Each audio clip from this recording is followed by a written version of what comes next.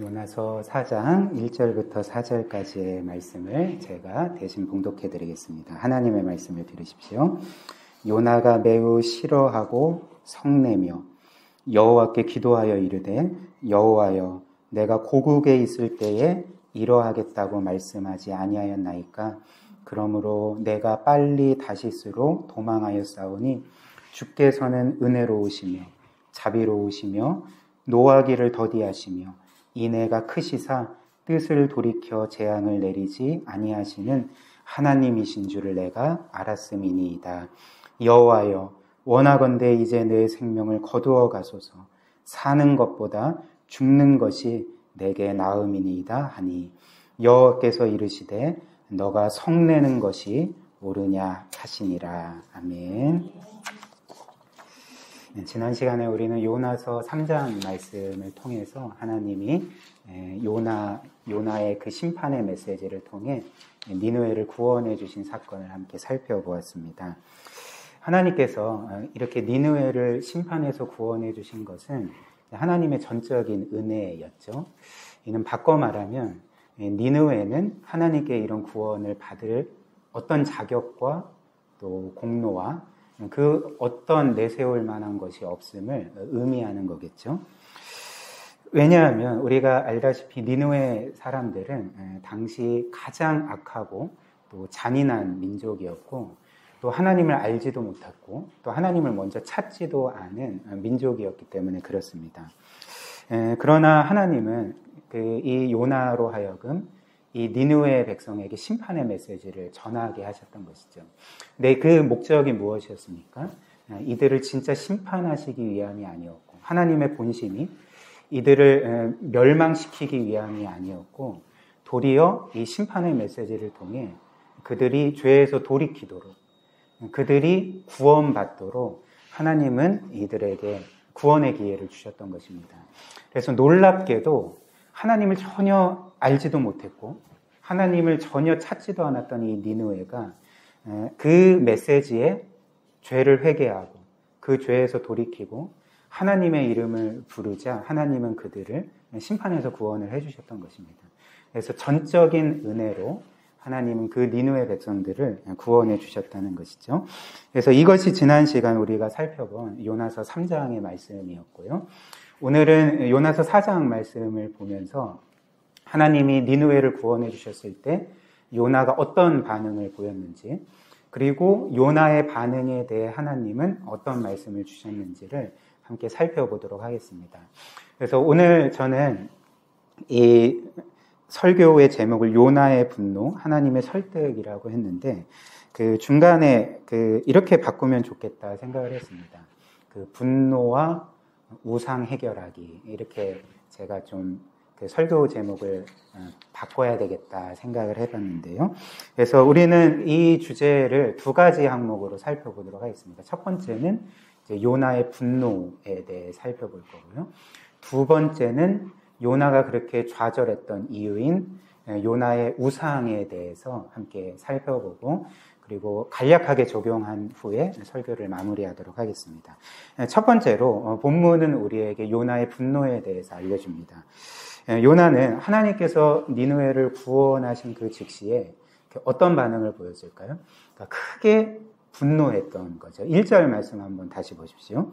그러니까 요나가 매우 싫어하고 성내며 뭘 싫어하고 성냈을까요? 그러니까 하나님이 니느웨를 구원해 주신 것을 보고 무척 싫어하고 크게 분노했던 것입니다. 근데 이는 사실 이 요나서를 보는 모든 독자들과 특별히 우리에게 굉장히 당혹스러운 상황이지 않습니까? 이런 반응을 보일 수 있는 요나의 모습이지 않습니까? 왜냐하면 사실 요나는 이스라엘의 선지자인데 그리고 어찌됐든 이 니느웨의 구원을 위해 심판의 메시지를 전했는데 하나님이 니느웨를 구원해 주셨을 때 요나의 정말 마땅한 반응은 뭐였을까요? 하나님, 정말 하나님이 이 니느웨를 구원해 주셨군요. 정말 하나님은 은혜의 하나님이시군요. 라면서 놀라워하며 뭔가 좀 기뻐하고 감격해야 되는 것 아닙니까? 근데 요나는 오히려 크게 분노하고 있는 거죠. 그러니까 성내고 짜증내고 크게 분노하고 있는 것입니다. 그러니까 정확히 무엇 때문에 분노했을까요? 우리 2절을 한번 보십시오. 요나가 성내고 분노하며 이렇게 말합니다. 여호와께 기도하여 이르되 여호와여 내가 고국 이스라엘에 있을 때에 이러하겠다고 말씀하지 아니하였나이까. 그러므로 내가 빨리 다시스로 도망하였사오니, 이후에 이제 요나가 분노하는 이유를 밝히고 있습니다. 주께서는 은혜로우시며 자비로우시며 노하기를 더디하시며 인애가 크시사 뜻을 돌이켜 재앙을 내리지 아니하시는 하나님이신 줄을 내가 알고 성내고 분노합니다. 이렇게 말하고 있습니다.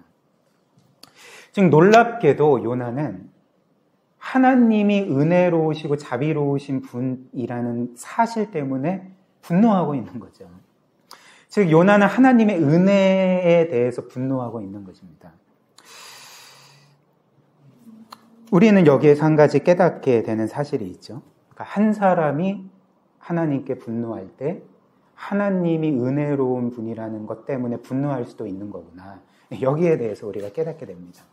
사실 여러분도 이 세상을 살면서 하나님께 뭔가 원망하고 또 인정하고 싶지는 않지만 분노할 때가 있지 않습니까?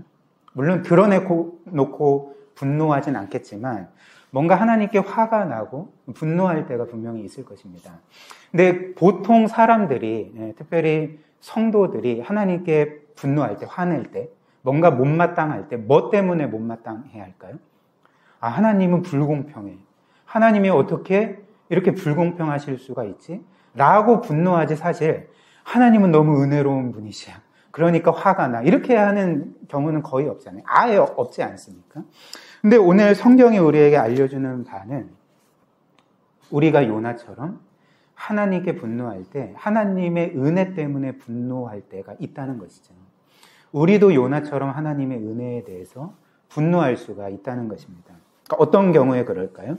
그러니까 요나처럼 자신이 싫어하는 어떤 대상이 하나님께 은혜를 받거나, 혹은 저 자는 은혜 받기에 합당하지 못해, 저 자는 뭔가 불행한 일을 겪어야 돼 라고 생각하는 자가 하나님께 은혜를 받거나, 그 사람이 뭔가 인생이 잘 풀리고 나보다 더 잘 될 때에 그것을 보면서 우리는 하나님의 은혜에 대해서 그렇게 성내고 분노하게 된다는 것입니다. 그렇다면 그 한 사람이 이렇게 하나님의 은혜에 대해서 분노하는 그 이유가, 정확한 이유가 무엇일까요? 그 답을 말씀을 드리면, 우리가 그렇게 하나님의 은혜에 대해서 분노할 때에 우리의 마음과 생각을 잘 살펴보면 우리는 하나님의 은혜에 대해서 뭔가 크게 잘못 이해하고 있다는 것을 깨닫게 된다는 거죠. 그러니까 크게 오해하기 때문에, 은혜에 대해서 오해하기 때문에 우리는 그 은혜에 대해서 분노하게 된다는 것입니다. 그러니까 성경이 우리에게 알려주는 은혜의 정의가 무엇입니까? 이 은혜라는 것은 무엇입니까? 이 은혜라는 것은 사실 나는 아무 자격이 없지만 하나님은 나를 지극히 사랑하시고 긍휼히 여기셔서 나의 자격과 공로와 나의 죄악과 악함과는 전혀 상관없이 나에게 값없이 베풀어 주시는 그분의 사랑과 호의를 은혜라고 하지 않겠습니까? 그렇기 때문에 성경에 따르면 사실 우리가 하나님으로부터 받고 누리는 모든 것들이 다 은혜인 것이죠. 다 하나님이 자격 없는 나에게 선물로 주시는 선물, 은혜라는 것입니다. 그래서 내가 구원받은 것도 은혜고, 내가 용서받은 것도 은혜고, 또 내가 이 땅에서 하나님의 자녀로서 누리고 또 기뻐하는 모든 것들이 내가 뭔가 자격을 갖춰서 받은 것이 아니라, 내가 일해서 받은 것이 아니라 하나님이 값없이 베풀어 주신 은혜라는 거죠. 그런데 이제 문제가 있습니다.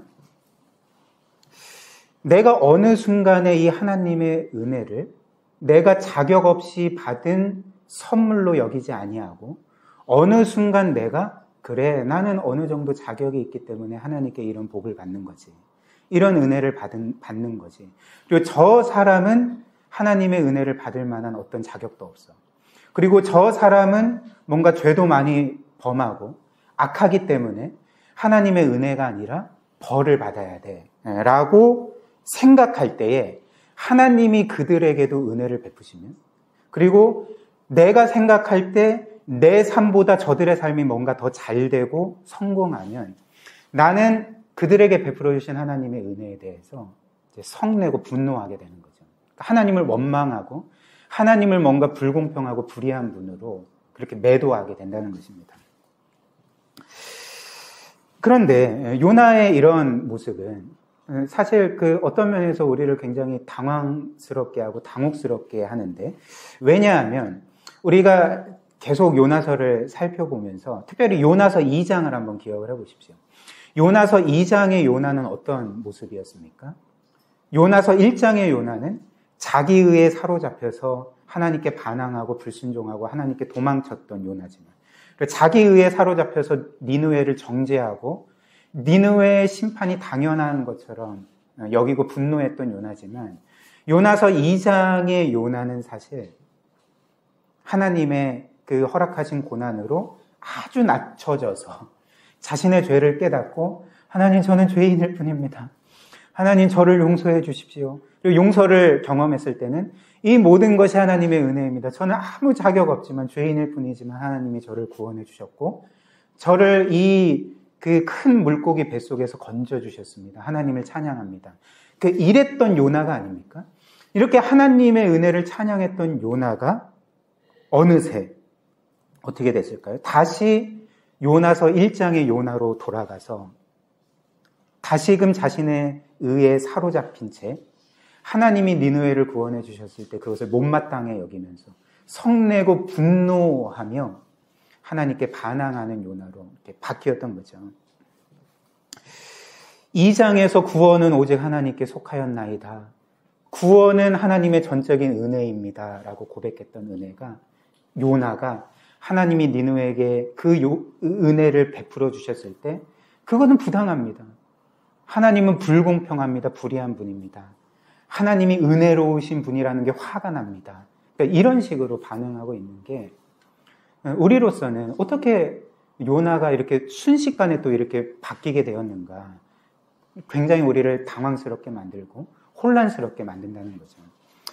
그렇다면 어떻게 이렇게 요나가 은혜를 경험한 후에 다시금 그 은혜를 받지 않은 사람처럼 그렇게 하나님의 은혜에 대해서 분노하게 되었을까요? 그 답이 무엇입니까? 그러니까 그 사이에 요나는 자신이 경험한 하나님의 은혜를 잊어버렸기 때문에 그런 것이죠. 그러니까 까마득하게 잊어버리고 자신이 어떻게 구원받았는지, 하나님의 어떤 사랑과 은혜를 받았는지 기억하지 못한 채 이제는 다시 내가 뭔가 자격과 공로가 있어서 하나님께 구원받은 것처럼 생각을 하며 그 똑같은 은혜를 하나님이 니느웨에 베풀어 주셨을 때 이제 분노하고 있는 요나의 모순적인 모습들을 우리가 보게 된다는 것입니다. 그런데 우리는 사실 요나의 이런 모습을 이상하게 여기지만 사실 전혀 이상하지 않습니다. 왜냐하면 이 요나의 모습이 여러분의 모습이고 또 제 자신의 모습이기 때문에 그런 것이죠. 그러니까 곰곰이 생각을 해보면 요나 참 이상한 사람이다 라고 말하지만 사실 우리도 굉장히 이상한 사람들이라는 거죠. 한번 생각을 해보십시오. 하나님께서 우리에게 은혜를 베풀어 주실 때 우리는 정말 마음이 따뜻해지고 너그러워져서 내가 은혜를 받았기 때문에 나도 다른 사람들을 은혜로 대해야지. 그래서 다른 이들을 너그럽게 대하고 다른 이들을 끝없이 받아주는 삶을 살지 않겠습니까? 근데 어느새 그 모든 것들이 점점점 사라져가고 어떻게 변할까요? 이제 어느새 내가 마치 자격이 있어서 구원받은 것처럼, 자격이 있어서 성도가 된 것처럼, 자격이 있어서 뭔가 성공하는 삶을 살고 잘 되는 삶을 살고 하나님의 인도하심을 받는 것처럼 그렇게 생각을 하면서 이제 다른 사람들을 볼 때에 나는 자격이 있지만 저들은 자격이 없어요. 나는 착하고 신실하고 하나님께 거룩하게 살려고 애쓰지만 저들은 늘 죄악 가운데 거하기 때문에 하나님의 은혜를 받을 자격이 없어요. 저들은 한번 하나님께 벌을 받고 혼나봐야 돼. 그러니까 이런 식으로 사람들을 대한다는 거죠. 근데 그때 하나님께서 우리가 그토록 뭔가 못마땅하게 여기는 자들, 그리고 나보다는 한 수 아래처럼 여기는 자들, 나는 자격이 있지만 나처럼 자격이 없다고 여기는 사람들이 하나님의 은혜를 받고, 그리고 나보다 뭔가 삶에서 잘 되고 성공할 때에 우리는 그 은혜 때문에 도리어 분노하게 된다는 것입니다. 그렇다면 하나님께서 이런 경우에 이렇게 분노하는 요나를 어떻게 대하셨을까요? 그러니까 4절 말씀 한번 다시 보십시오. 하나님은 분노하는 요나에게 이렇게 말씀하십니다. 여호와께서 이르시되 너가 성내는 것이 옳으냐 하시니라. 너가 성내는 것이 옳으냐라고 분노하는 요나에게 하나님이 이렇게 반문하시는 거죠. 이는 무슨 말씀일까요? 요나에게 너가 성내는 것이, 분노하는 것이 옳으냐? 합당하냐라고 물으시는 것이 요나에게 무슨 말씀을 하고 계시는 것일까요? 그러니까 이 말씀을 좀 확대하면 하나님은 지금 요나에게 이런 말씀을 하고 계시는 것이죠. 요나야, 내가 니느웨에게 은혜를 베풀어서 그들을 구원해 주었지만 사실 너도 똑같은 은혜로서 구원받지 않았니? 너도 니느웨와 똑같이 나에게 죄를 짓고 불순종하고, 그리고 나의 구원을 받을 만한 어떤 자격도 없었지만 내가 너를 사랑해서, 내가 너를 긍휼히 여겨서 너를 구원해 주었건만 너는 어떻게 그 은혜를 까마득히 잊고 마치 너가 은혜를 받지 않은 사람인 것처럼, 마치 내 은혜로서 구원받지 않은 사람인 것처럼 너는 어떻게 그렇게 행동하느냐? 어떻게 너도 똑같은 은혜로서 구원을 받았음에도 불구하고 동일한 은혜로 내가 니느웨를 구원해 주는 것을 어떻게 보고 성내고 분노할 수가 있느냐? 너는 너가 과거에 내게 어떤 죄를 지었는지, 어떻게 내게 불순종하고 반역했는지, 그러나 내가 너를 어떻게 사랑하고 너를 어떤 은혜로 구원해 주었는지를 기억해라. 이 모든 것을 기억할 때 너가 성내는 것이 옳으냐? 너가 이렇게 분노하는 것이 합당하냐? 이렇게 물어보고 계신다는 것입니다. 그리고 이는 이 요나뿐만 아니라 우리에게도 주시는 말씀인 것이죠. 우리도 우리가 받은 은혜를 잊고 마치 우리가 자격이 있는 것처럼, 그래서 남이 나보다 잘 되면 그것을 인하여서 하나님을 원망하고 성내고 분노할 때 하나님이 우리에게 물어보시는 게 무엇일까요? 얘야, 너가 성내는 것이 옳으냐? 너가 나를 원망하는 것이 합당하냐? 너가 그렇게 분노하는 것이 과연 옳은 일이냐? 너가 만약에 아무런 자격 없이 정말 내 앞에서 철저한 죄인이자 심판받아 마땅한 진노의 자식이었지만 내가 나의 사랑과 은혜로서 너를 구원해 주었다면, 그리고 그뿐 아니라 내 아들과 함께 내가 너에게 모든 것을 주었다면 너는 마치 나에게 은혜 받지 않은 것처럼, 그리고 내가 너에게 뭔가 선한 은혜를 주지 않는 것처럼 그렇게 분노하고 성내는 것이 옳으냐? 합당하냐? 이렇게 우리에게 물어보시고 우리로 하여금 우리가 받은 은혜를 다시 한번 기억해 보라고, 다시 한번 그것을 생각하라고, 특별히 그 하나님께서 우리와 같은 죄인을 위해 그 아들까지 내어주신 그 십자가의 구원의 사건을 기억해 보라고 우리에게 촉구하신다는 것입니다. 이처럼 우리가 우리의 삶에서 이렇게 불평하고 분노할 때 그것을 해결하는 방법이 무엇일까요? 그러니까 하나님이 주신 은혜를 기억하는 것이죠. 하나님께서 우리에게 베풀어 주신 놀라운 사랑과 은혜와 구원과 우리가 누리는 그 모든 것들이 하나님의 선물임을 기억할 때 우리는 이 땅에서 우리의 원망과 분노를 해결하게 된다는 것입니다. 이것이 바로 오늘 요나서 4장이 우리에게 알려주는 첫 번째 메시지라는 것입니다. 그렇다면 그 다음 두 번째로 본문 말씀이 우리에게 알려주는 바가 무엇입니까? 그러니까 요나가 진짜 섬긴 신, 그의 우상이 무엇인지를 우리에게 알려준다는 것입니다. 요나의 진짜 신은 무엇이었을까요? 그러니까 결론부터 말씀을 드리면 요나는 이스라엘의 선지자, 하나님의 선지자였지만 지금까지 요나가 진짜 섬겼던 신은 사실 여호와 하나님이 아니었습니다. 요나가 진짜 섬겼던 신 우상은 하나님이 아니라 자기 민족 이스라엘이었던 것이죠. 즉 이스라엘 민족이 요나의 진정한 인생의 그의 존재의 목적과 의미와 가치였고 그 요나의 정체성의 근원이었고 요나가 자신의 생명처럼 여기던 것이었고 자신의 행복의 근원으로 여기던 것이었음을 오늘 이 말씀이 우리에게 알려주고 있다는 것입니다.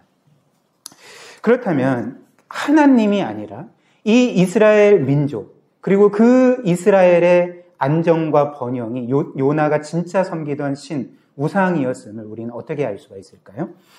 하나님께서 니느웨를 구원해 주셨을 때 요나가 보인 반응을 통해 우리는 그의 우상을 확인하게 된다는 것입니다. 3절 말씀 한번 보십시오. 하나님께서 니느웨를 구원해 주셨을 때 요나는 이렇게 크게 분노했을 뿐만 아니라 죽기를 바랬습니다. 이렇게 말씀합니다. 여호와여 원하건대 이제 내 생명을 거두어 가소서. 사는 것이 죽는 것보다 내게 나음이니이다 하니. 그리고 8절에서도 똑같이 말합니다.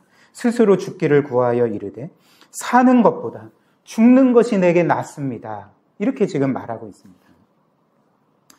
이처럼 요나는 하나님께서 자기의 민족 이스라엘을 구원해 주셨을 때 나는 이제 살기보다는 죽기를 택하겠다. 나에게는 이제 살 소망이 다 끊어지고 나는 차라리 죽기를 선택하겠다. 나는 죽어버리겠다. 이런 식으로 하나님께 성내면서 지금 어떤 면에서는 그 항의하고 있다는 것입니다. 그러니까 왜 그렇다면 요나가 니느웨의 구원을 보면서 죽기를 바랬을까요? 왜 살 소망이 다 끊어지게 되었을까요? 그러니까 왜냐하면 이 니느웨의 구원은 그 요나가 자신의 진짜 신으로 우상으로 붙들고 있었던 이스라엘 민족의 위험을 의미했기 때문에 그렇습니다. 즉 니느웨가 구원받은 것은 앞으로 니느웨가 속한 그 아수르가 이스라엘 민족을 침공하고 이스라엘을 멸망시킬 수도 있음을 전망하게 해주었기 때문에 요나는 좌절하고 절망했던 거죠. 그러니까 실제로 이 요나서 이후로 약 40년 후인 기원전 722년에 이 니느웨가 속한 아수르에 의해 이스라엘이 멸망당하게 됩니다. 그러니까 니느웨가 구원받았을 때 요나는 딱 직감을 했던 거죠. 아, 하나님께서 우리 이스라엘을 지켜 보호해 주셔야 되는데 지금 니느웨 편을 들어주시고 그리고 니느웨를 구원해 주셨는데 결국 니느웨가 우리 민족을 침공해서 우리 민족이 멸망당하겠구나. 그러니까 이것을 직감하고 이제 나는 살기보다는 죽기를 택하겠다. 살 소망이 다 끊어졌다. 나는 죽어버리겠다. 이렇게 반응을 했던 것입니다. 이는 무엇을 보여줄까요? 말씀드렸듯이 요나가 지금까지 자신의 존재의 최고의 목적과 의미와 가치와 그의 정체성의 근거와 그의 생명과 행복의 근거로 삼고 있었던 것이 무엇인지를 보여주는 거죠. 그러니까 이스라엘이었다는 것입니다. 그런데 그 이스라엘의 안정과 번영에 대한 소망이 끊어지자 그의 삶의 소망이 완전히 끊어졌던 거죠. 그러니까 요나로서는 나는 이제 살 수 있는 어떤 소망도 없다. 살아갈 의미를 다 잃었다. 나는 이제 살기보다는 죽기를 택하겠다라고 반응을 했던 것입니다. 이것이 바로 요나가 진짜 섬겼던 신이자 우상이었던 거죠. 그래서 성경에 따르면 이 신, 우상이라는 것은 사실 사람들이 나무나 돌을 깎아서 만든 어떤 그 물건들만을 의미하지 않는다는 거죠. 성경이 말하는 거짓 우상은 이런 나무 토막이나 돌멩이 같은 것뿐만이 아니라 한 사람이 자신의 생명과 정체성과 행복의 근거로서 삼고 있는 그 무엇. 그래서 자신의 온 힘을 다해서 의지하고 그리고 온 힘을 다해서 섬기는 그 무엇이 거짓신이자 우상이라는 것입니다. 그래서 그 16세기에 종교개혁자인 마르틴 루터가 이 거짓신 우상에 대해서 아주 잘 정의한 글이 그의 대요리 문답에 기록되어 있는데요. 그 마르틴 루터가 이 우상에 대해서, 신에 대해서 이렇게 정의합니다. 한번 잘 들어보십시오. 신이란 우상이란 사람들이 소망하는 모든 좋은 것, 온갖 시련의 피난처가 되는 대상입니다. 다시 강조합니다. 당신의 마음이 매달려 있고 당신의 모든 것을 지탱하는 그 어떤 대상, 그것이 바로 당신의 신 우상입니다. 이렇게 정의를 했습니다. 무슨 말일까요? 그러니까 이 거짓 신과 우상은 우리가 우리의 삶에서 가장 가치 있다고 여기는 것, 우리가 가장 소중하다고 여기는 것, 우리의 존재의 최고의 목적과 의미와 가치와 내 정체성의 근거로 삼는 것, 내 생명의 근원과 내 구원으로 삼는 그 무엇이 바로 성경이 말하는 거짓신 우상이라는 거죠. 그래서 이것이 있으면 나는 진정으로 행복해지고 이것을 얻거나 이루면 내 삶은 진정으로 의미 있고 가치 있어지고 나는 구원을 받을 거다. 그러나 내가 이것을 얻지 못하면 혹은 이것을 이루지 못하면 나는 아무것도 아니고 나는 실패한 인생일 뿐이고 그리고 나는 불행한 인생일 뿐이다 라고 생각하는 그 무엇이 요나가 섬기는 거짓신이고 우리에게 있는 거짓신 우상이라는 것입니다. 그래서 이 우상은 이 세상 모든 것들이 될 수 있는 거죠. 그러니까 돈이 될 수도 있고 지위와 명예가 될 수도 있고 사람들의 인정과 칭찬이 될 수도 있고 또한 내 직업에서의 성공이 될 수도 있고 그리고 혹은 자녀들의 성공이 될 수도 있습니다. 그러니까 이 세상의 모든 것들이 우상이 될 수 있고 그리고 요나의 경우는 그의 민족 이스라엘이 그의 우상이 되었던 것이죠. 그렇다면 우리는 요나에게도 우상이 있지만 분명히 우리에게도 우상이 있을 텐데 그렇다면 내 안에 있는 우상을 확인할 수 있는 방법이 무엇일까? 그 길이 무엇일까? 그러니까 오늘 우리는 이 요나의 모습을 통해서 우리 안에 있는 우상을 확인할 수 있는 두 가지 방법을 발견하게 됩니다. 그러니까 첫 번째 방법은 내가 나의 삶에서 어떤 것 때문에 가장 분노하는지를 보는 거죠. 내가 나의 삶에서 어떤 것 때문에 가장 크게 화내고 분노하는지를 보는 것입니다. 여러분들은 살면서 어떤 것 때문에 가장 성내고 분노하십니까? 요나의 경우는 어떠했을까요? 그러니까 요나의 경우는 니느웨가 구원받았을 때, 즉 이스라엘이 위험에 처하게 되는 상황이 되었을 때 크게 분노했던 거죠. 왜 그랬을까요? 그러니까 말씀드렸듯이 이 이스라엘이 요나의 우상이었기 때문에 그렇습니다.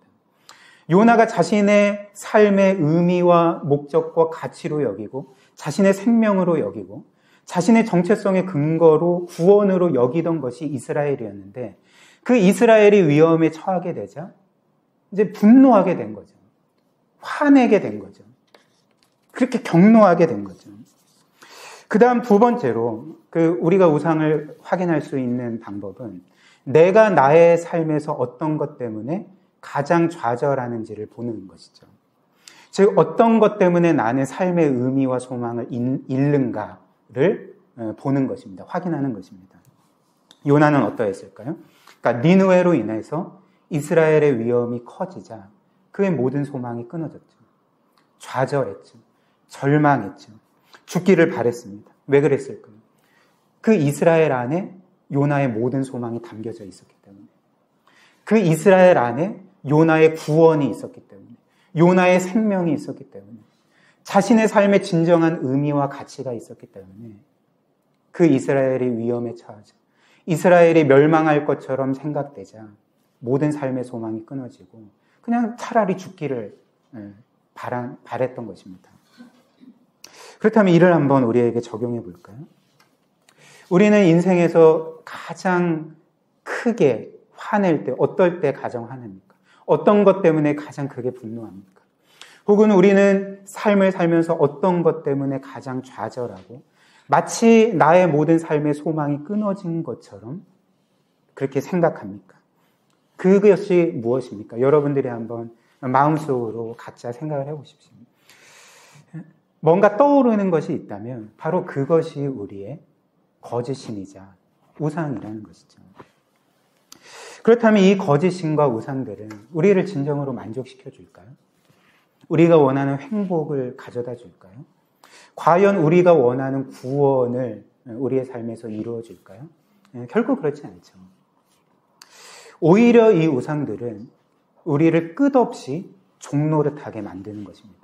갈라디아서가 말하듯이 율법이 우리를 종노릇하게 만들듯이 이 우상이 우리를 끝없이 종노릇하게 만든다는 것입니다. 그러니까 예를 들어 볼까요?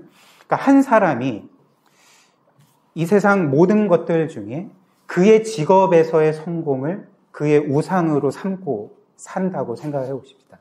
그렇다면 이 직업에서의 성공이 우상인 사람은 언제 그 신에게 자신이 받아들여진다고 생각을 하겠습니까? 언제 그 신이 나를 구원해 주고 있다고 생각을 할까요? 그러니까 자신의 직업에서, 커리어에서 뭔가 성공을 이룰 때, 아, 나는 이 신에게 받아들여졌어. 이 신이 나를 구원해 줬어. 그렇게 생각하지 않겠습니까? 그래서 그때 그 사람은 보통, 그래, 나는 이제 됐어. 내가 이런 성공을 이루었고, 이런 성취를 이루었기 때문에 나는 이제 이루었어. 내 삶은 이제 끝났어. 나는 이제 다 이루었어. 라고 하면서 뭔가 우쭐해 하면서 뭔가 자신을 대단한 사람처럼 여기지 않습니까? 그러나 그런 것들이 계속 지속될까요? 그렇지 않습니다. 그가 자신이 섬기는 그 성공이라는 우상에게 받아들여지고 계속 구원을 받기 위해서는 어떻게 해야 됩니까? 그러니까 계속 성공을 해야 되는 거죠. 자기의 직업에서 뭔가 성취를 이루고 성공을 이루어야지 그 신에게 계속 받아들여지고 구원을 받게 된다는 것입니다. 그러나 내가 어떤 때는 뭔가 성취를 이루고 성공을 하지만 또 어떤 때는 실패를 맛본다면 그때는 어떻게 합니까? 그러니까 가차없이 내가 섬기던 성공이라는 우상이 나를 버릴 것이고 나를 종처럼 부려먹을 것이고 너는 실패자야, 아무것도 아니야. 그렇게 낙인 찍는 것이죠. 그러니까 이것이 바로 우상이 거짓신이 우리에게 행하는, 우리를 종노릇하게 만드는 일이라는 것입니다. 그리고 우상은 꼭 직업에서의 성공만 있는 게 아니죠. 말씀드렸듯이 돈이든지 지위와 명예든지 사람들의 인정과 칭찬이든지 혹은 자녀의 어떤 성공이든지 그러니까 이 모든 것의 성공 여부에 따라서 내가 그 신에게 받아들여지기도 하고 버림받기도 하고 인정받기도 하고 정죄당하기도 하는 그렇기 때문에 우리는 끝없이 낙심과 좌절을 경험하고 정죄를 경험하게 된다는 것입니다. 그리고 심지어 이 우상은 교회와 사역이 될 수도 있는 거죠. 저와 같은 목회자에게 가장 소중한 교회와 사역조차 우상이 될 수 있는 것 아닙니까? 여러분들도 아시다시피 최근 저희 교회가 좀 어려움들을 겪고 그래서 참 간절하게 하나님께서 교회를 지켜주시도록 이렇게 기도하고 있는데 근데 만약에 저의 경우 저의 인생의 저의 존재의 최고의 목적과 의미와 가치와 정체성의 근거와 저의 생명과 행복과 구원이 하나님께 있다고 생각하지 않고 그것을 하나님 안에서 찾지 않고 그것을 뭔가 교회의 부흥과 사역의 성공에 두고 있다고 하면 이 교회와 사역이 나에게 우상이 된다고 하면 나는 어디에서 어떤 때의 구원을 경험하게 될까요? 그러니까 교회가 잘 될 때, 교회가 평안할 때, 교회가 부흥할 때 뭔가 사역에서 성공을 거둘 때 저는 하나님께 마치 구원을 얻은 것처럼 이렇게 여길 것입니다. 다 이루었어. 나는 이제 다 됐어. 하나님이 나를 완전히 받아주셨어. 하나님이 나를 사랑해 주셔. 라고 여길 것입니다. 그러나 교회가 내 뜻대로 되지 않을 때, 어려움이 닥칠 때, 사역에서 실패를 경험할 때, 그때는 어떻게 됩니까? 그러니까 뭔가 내가 실패한 것처럼, 뭔가 내가 하나님께 버림받은 것처럼, 내 인생이 다 끝나고 나는 실패자고 나는 아무것도 아닌 것처럼 그렇게 낙심과 좌절에 빠지게 되지 않겠습니까? 그러니까 이 세상에 가장 좋은 것조차도 이렇게 우상이 될 수 있고 그것이 우상이 된다면 우리를 끝없이 종노릇하게 만들고 우리를 정죄하게 만든다는 것입니다. 그러니까 실패감과 좌절감을 맛보게 하는 것이죠. 그렇다면 복음이 우리에게 알려주는 바가 무엇일까요? 이 우상과는 달리 우리가 실패할지라도 우리가 뭔가를 잘 못한다 할지라도 심지어 우리가 큰 죄를 짓고 하나님을 멀리 떠난다 할지라도 우리를 끝없이 받아주시는 분이 계시다는 것, 우리를 끝없이 사랑해 주시는 분이 계시다는 것, 우리를 끝없이 선대해 주시는 분이 계시다는 것을 알려주는 것이 복음이 아닙니까? 그 분이 바로 우리 선하신 하나님이신 것이죠. 우리의 아버지 하나님이시라는 것이죠. 이것이 바로 요나서가 우리에게 알려주는 복음이 된다는 것입니다. 한번 요나서 전체에서 하나님이 요나를 어떻게 대했는지를 기억해 보십시오. 한번 생각을 해 보십시오. 요나는 요나서 1장이 시작되면서 끝없이 하나님께 불순종하고 하나님을 거역하고 반역하고 하나님께 도망치지만 하나님은 이 요나를 어떻게 대하셨습니까? 그러니까 끝없이 그를 받아주시고 끝없이 그를 선대해 주시고 끝없이 그를 사랑해 주시고 귀하게 여기시고 고난을 허락해서까지도 그를 하나님의 진정한 선지자로 빚어가시는 분이 바로 하나님이 아니십니까? 우리의 아버지가 아니십니까? 왜 그러냐면 하나님이 바로 우상과는 달리 은혜의 하나님이시기 때문에 그런 것이죠. 우리의 자격과 공로와 우리의 죄악과는 상관없이 우리를 끝없이 영원히 사랑해 주시고 끝없이 받아주시고 우리를 끝없이 선대해 주시는 분이 그 하나님이시기 때문에 요나를 그렇게 선대하신 하나님이 우리의 평생의 삶에 우리를 이렇게 선대하신다는 것을 이 요나서가 우리에게 끊임없이 이렇게 선포해주고 또 가르쳐주고 있다는 것입니다. 그래서 우리가 지난 그 다음 주에 살펴볼 것처럼 하나님은 결국 이 은혜로 인하여서 요나로 하여금 우상을 버리게 하시고 그를 하나님 안에서만 안식하게 만드시는 것이죠. 사랑하는 우리 귀한 성도 여러분, 우리는 신앙생활을 한다 할지라도 이렇게 하나님께서 우리에게 약속하신 이 복음의 은혜, 이 구원의 자유함과 평안함을 누리지 못할 때가 많지 않습니까? 여러분들은 어떠하십니까? 신앙생활을 하면서 정말 성경이 우리에게 기록한 하나님이 우리에게 약속해 주시는 그 신앙의 자유함과 평안함과 안식을 누리고 계십니까? 한번 생각을 해보십시오. 아마 그렇지 않을 때가 많을지도 모르겠습니다. 그리고 그런 경우에 분명히 하나님은 성경에서 나에게 나의 영혼의 평안함과 또 자유함과 안식을 허락해 주신다고 약속하셨는데 왜 실제 나의 삶은 이런가? 하나님의 약속이 틀린 건가? 하나님이 나에게 거짓말을 하셨는가? 그러니까 이런 식으로 우리는 때로는 하나님의 약속을 의심하기도 한다는 것입니다.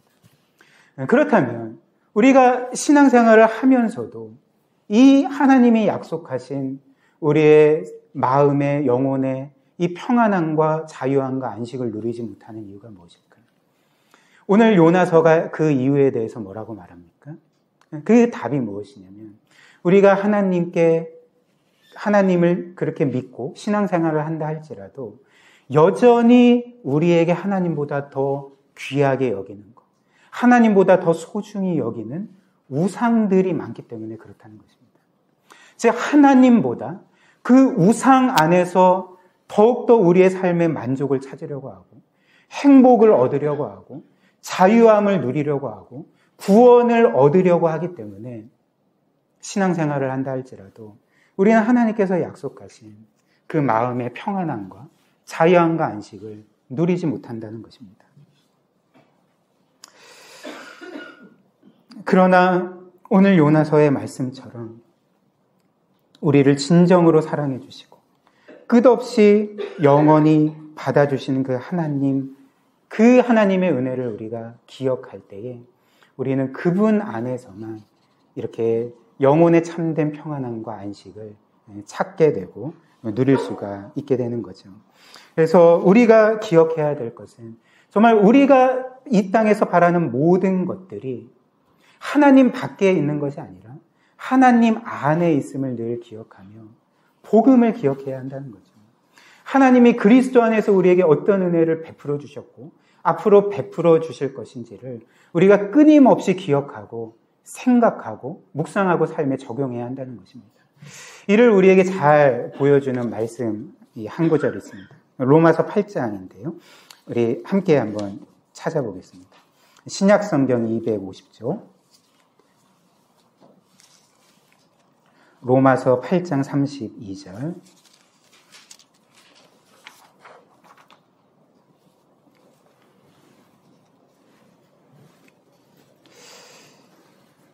하나님께서 그 아들 안에서 우리에게 이런 약속을 주시죠. 제가 읽어드리겠습니다. 자기 아들을 아끼지 아니하시고 우리 모든 사람을 위하여 내주신 이가 어찌 그 아들과 함께 모든 것을 우리에게 주시지 아니하겠느냐. 어찌 그 외아들 예수님을 아끼지 아니하시고 우리 모든 사람을 위하여 내주신 이가 어찌 그 아들과 함께 모든 것을 우리에게 주시지 아니하겠느냐. 이렇게 약속하십니다. 이는 존 파이퍼 목사님이 말하기를 내가 성경에서 가장 사랑하는 논리다. 이렇게 말하는 말씀인데요. 이 말씀에 담긴 하나님의 은혜의 논리가 무엇입니까? 한번 말씀을 다시 한번 보십시오. 그러니까 이 논리는 이런 거죠. 그러니까 하나님께서 그분이 가장 사랑하시는 외아들을 우리를 위해 아낌없이 내어주셨다면 그보다 더한 모든 것을 하나님이 너희에게 주시지 않겠느냐? 오히려 그 아들과 이 모든 것을 주시지 않는 것이 이상한 것이 아니냐? 그러니까 이런 말씀을 우리에게 주고 있다는 것입니다. 그리고 존 파이퍼 목사님은 이 의문형의 말씀을 우리가 평서문으로 바꿔서 하나님의 약속으로 믿고 받아들여야 된다고 우리에게 알려줍니다. 그렇다면 이 말씀을 평서문으로 바꾸면 어떻게 되겠습니까?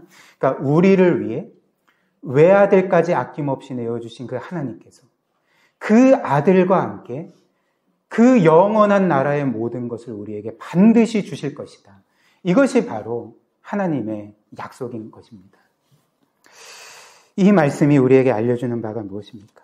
정말 우리가 어떤 존재인지, 정말 하나님께서 우리를 어떻게 생각하시고 하나님이 우리에게 부여해 주신 정체성이 무엇인지를 우리에게 알려주는 말씀이라 할 수가 있는 것이죠. 즉 우리가 어떤 존재입니까? 우리의 정체성이 어떤 것입니까?